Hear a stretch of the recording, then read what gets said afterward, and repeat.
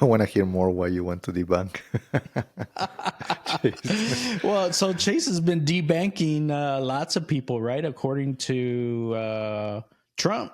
So it seems like a lot of folks on the Trump side of things have been debanked by Chase, and so it's becoming this very, very big dramatic thing that's going on. Have you heard about this? Yeah, but this is an interesting one because a lot of the conspiracy theorists get out your tinfoil, Ramirez. Because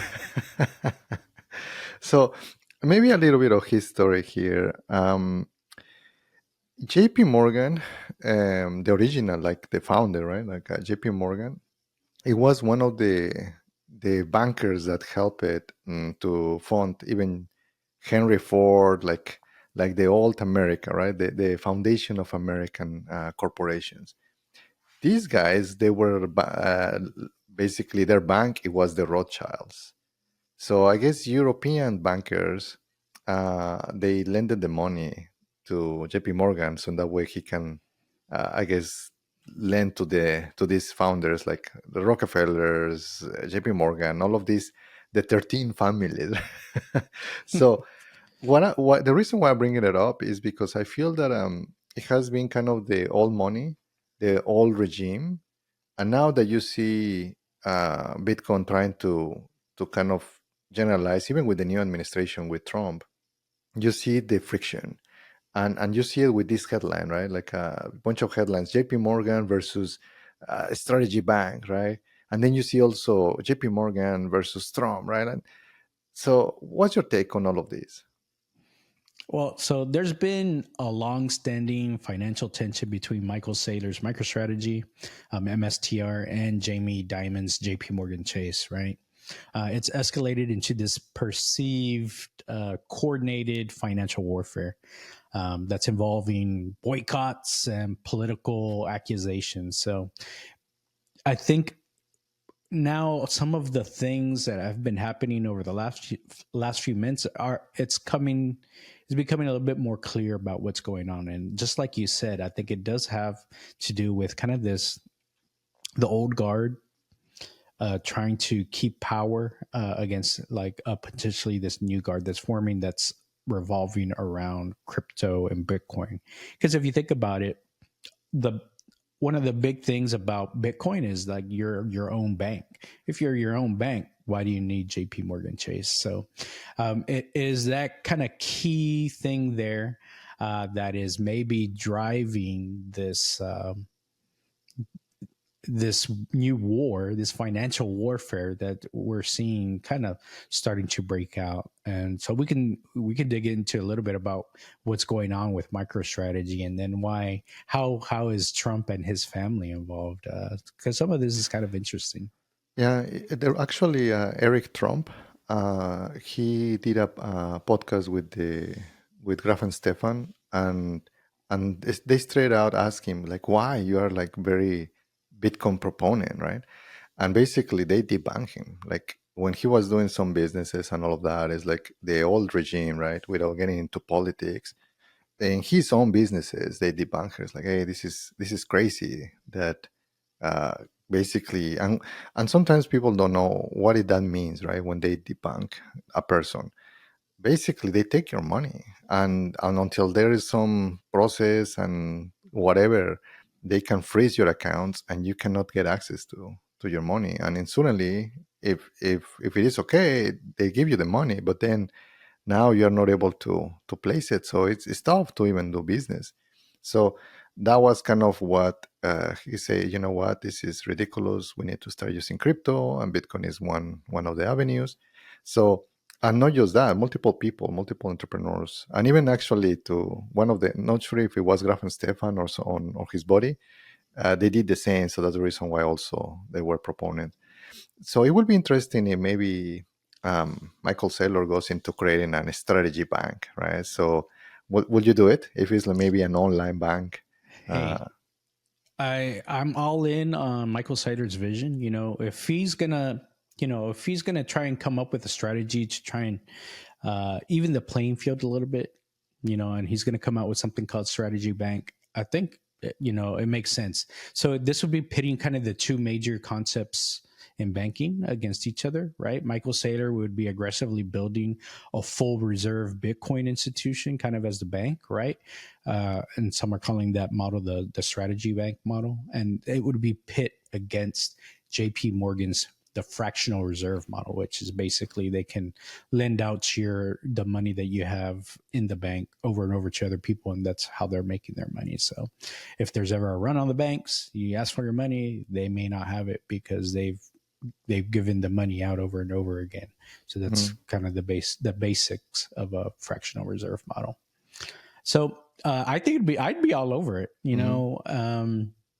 We're obviously big Bitcoiners, so I'll look into I'll play ball. I'll look into converting my accounts away from Chase and moving into something that Saylor is proposing. I think that's good. A lot of and like historically, this is not just the big players here, right? A lot of early Bitcoiners they were debanked themselves, right? They would get their accounts closed because they're like, "You're making suspicious purchases here," and it's really just they're just buying Bitcoin. That's all they're doing. But this suspicious purchase, we're going to close your account to keep you safe. So there's been there's a long history of um, these banks kind of doing this to people that are doing either crypto or Bitcoin, and it goes into other areas too. Is if they don't agree with what you're purchasing, they're just going to close you down. So it goes back to kind of this whole self sovereignty. Like it's your money, you should be able to control it. You should not be at the whims of the bank because at any point the bank could change their mind and say, you know what, we don't really agree with who you follow politically. We don't agree with what you're buying. We don't agree with whatever the case is. And they just shut you down and you lose access to your money and it's frozen. And then you Are you, can't pay your bills or do any kind of stuff. So, I remember you were a Chase user. Are you thinking personally to actually like screw you, JP Morgan and Jamie Dimon? Just let me go to whatever Bank of America, Wells Fargo, whatever other entity. yeah, for sure. Like, there's only so many ways that you can vote in life, right? Like like I was recently screwed over by Verizon, and I'm not going to go Mm. too much into that, but Verizon did some shady thing, and I'm probably out Dude, you have 25K. been like, yeah, but not just that. I remember you were like 20 years plus. Like, I Oh don't yeah, know. I'm with them for about 25 years now. It wasn't something they purposely did; it was an inadvertent thing. But I'm gonna see if they can at least make some kind of gesture. They're not gonna make it right because they can't. I don't think they're gonna write me a check for 25K. But let's see what they can do. And if they don't make it right, yeah, I'm going to leave. That's what other vote do we have? How else can we show our displeasure? Uh, we've got 500 subscribers, so I'm telling you guys. But I might need a bigger subscriber, or we may need more followers in order to really make a bigger impact. So, in that same manner, if I don't agree with what Jamie Dimon is doing, and philosophically, I understand. Like he's trying to protect his position and the position of his cronies. Right? They're in power. They want to keep that power, so they're gonna take any kind of strategy against them. They're gonna fight back. I get it, but I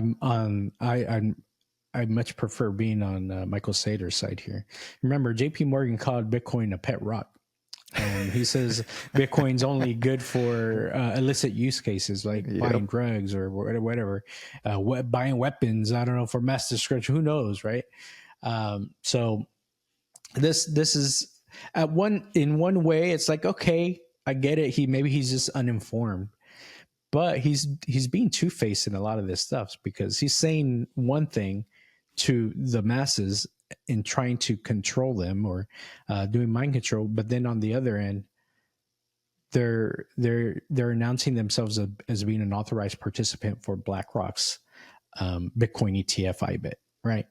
Yeah. So Which it they're doesn't. trying to play both sides here for their own benefit. So they're manipulating the people. This is so plain blind manipulation, right? So, which kind of sucks because it's okay if you're like, hey, I'm not gonna buy it. I don't understand it, right? And that's fine, like you guys can like buy your thing, right? So, but if you are trying to knock it to reduce the price. And remember, Wall Street knows financial institutions, right? And they understand very well the smart money on how to put several billions shorted and then get the basically a discount and then just buy it back, right? So I'm not sure if you remember the show Billions or Billionaire. I Mm-hmm. forgot. They basically kind of in the show they were kind of explaining some of the moves that the bankers do, right? So um, which again they are experts on that, and Mm-hmm. that's tough, right? When they are trying to say, "Hey, Bitcoin sucks," but they are actually selling to their customers, their wealthy customers. It is tricky. Yeah, for sure. So, so getting back to kind of like what this most recent drama is, like, there's this kind of kneecap strategy that they were trying to perform here and execute, and it seemed to kind of work for the most part because they were targeting, they were doing a coordinated attack.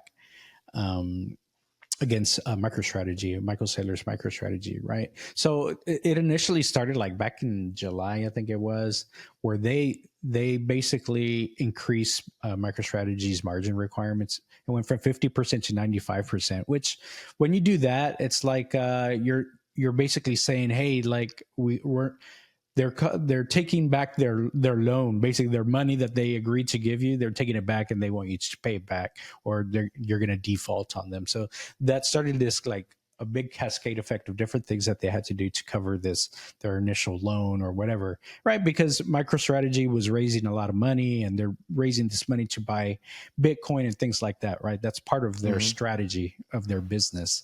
And so when JPMorgan, they just came and say, "Hey, we're changing the rules on you. Give us you've got to back up your collateral here, or with more collateral."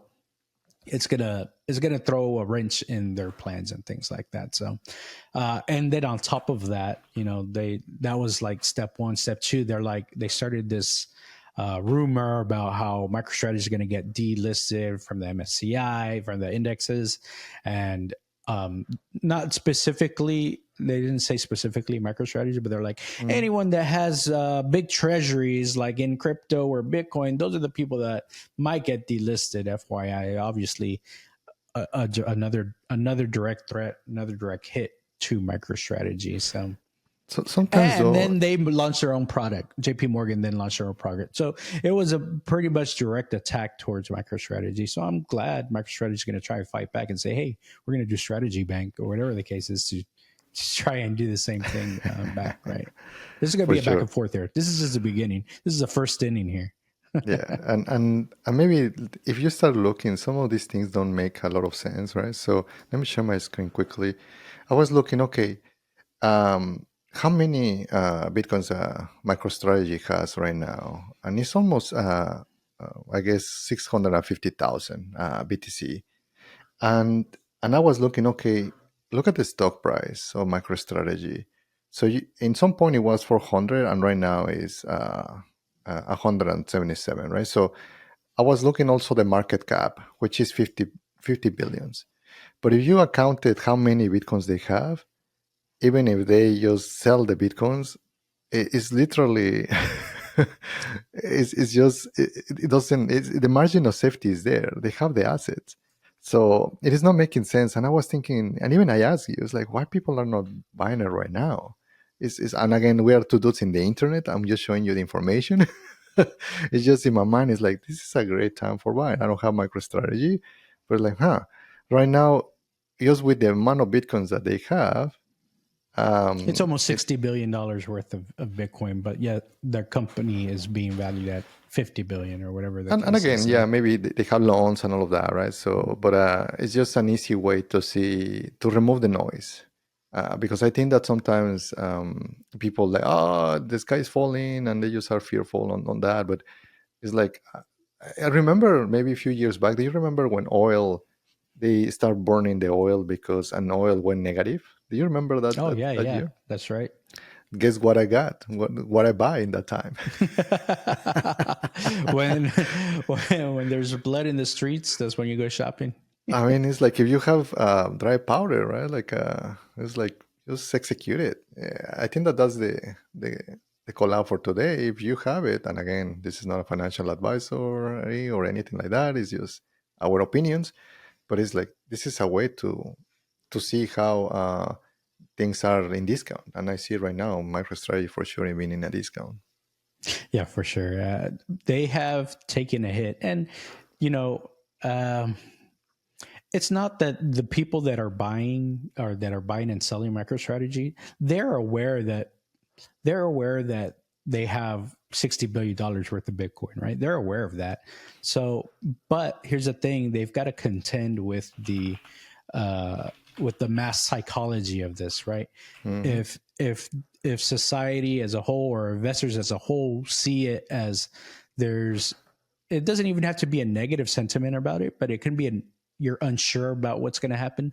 People take their money out. That's too much risk for them, right? So they take it out, and that creates this kind of snowball effect. So that's expected. You're expected to see that because that's kind of what JP Morgan and their friends are trying to do.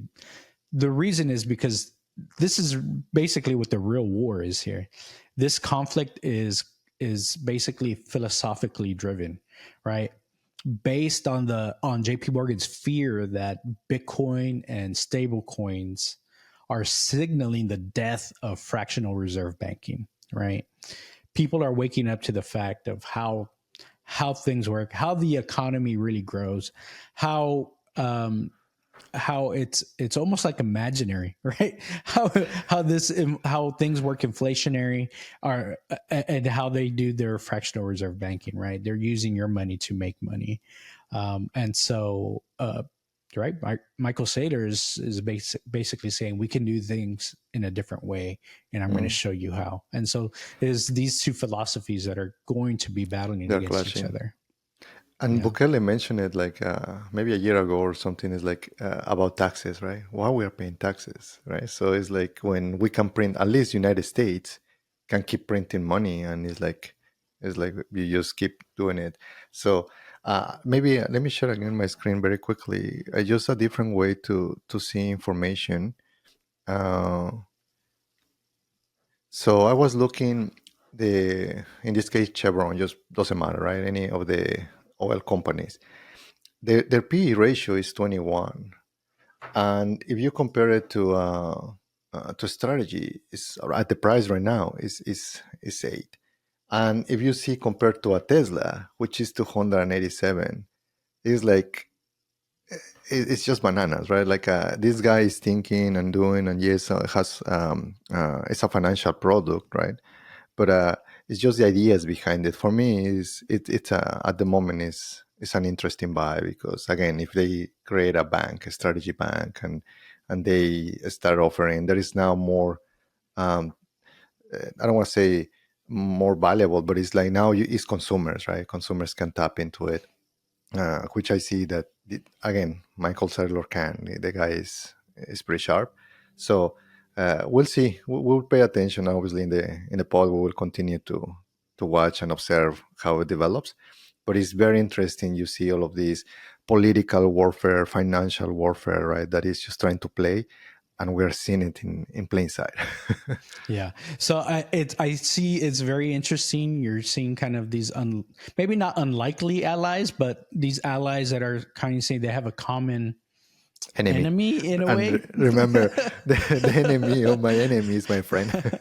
Yeah. So we're seeing these things kind of collide. Like we don't cover politics on this podcast, obviously, but it's just we're just seeing so much of these two different areas kind of come together in a way that we haven't seen before, right? We're seeing the government getting into AI a lot, the government's getting into crypto and Bitcoin a lot. Now we're seeing kind of this financial stuff. We're seeing a lot of the Trump family has been targeted by maybe some of these older JP Morgan financial people. And so Michael Saylor is seeing himself kind of maybe on the same side as some of the Trump family in that, they've got this common adversary. I don't want to call it enemy because it is just kind of business and politics and stuff like that. But, an adversary here where there's this new struggle of power and control and how things are going to look like into the future. So pretty interesting to us, I know. But we'll definitely continue to bring you kind of the latest on this stuff, because right now, like I said, it's just the first and second inning here. We're going to see what this game actually turns out to look like.